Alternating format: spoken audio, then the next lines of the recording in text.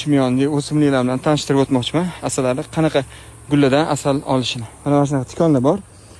Nomini to'g'risini bilmayman, lekin hozir shunga qo'nadi, asal olib keladi. Mana bu o'simlik nomi shalfey, ko'k shalfey asal beradi. Keyin oqi ham bo'ladi, oqida nektar bo'ladi, lekin asallari ololmaydi, chunki xortimi kichkina bo'ladi, kalta bo'ladi. Uni kapaliklar, boshqa arilar ololmaydi.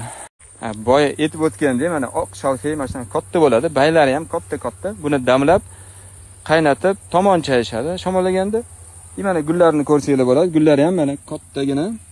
Mana shu nektarning ichida shirasi bo'ladi. Bunday tushunsangiz, shirasi bilinadi, lekin afsuski asallari shuni ololmaydi.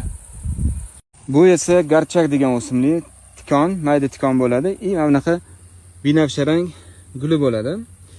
Bu zo'r asal beradi. Asali ham to'q chiqadi, o'tkir bo'ladi. Shu tikondan ko'p shunaqa sklonlarda, pastlarda ko'p, juda ko'p tikon ham asal beradi, lekin nomini bilmayman. Bilganlar kommentariyaga yozib qoldiringlar. Kiygot asal deyshadi-yu, mana shu mayda gullardan oladi. Mana shunaqa binafsharangdek gul, mayda o'simlik bo'ladi. Mana shu aromatli shifobaxsh asal beradi. Mana shu bo'ladi kiygot. Ruschasiga chibrets.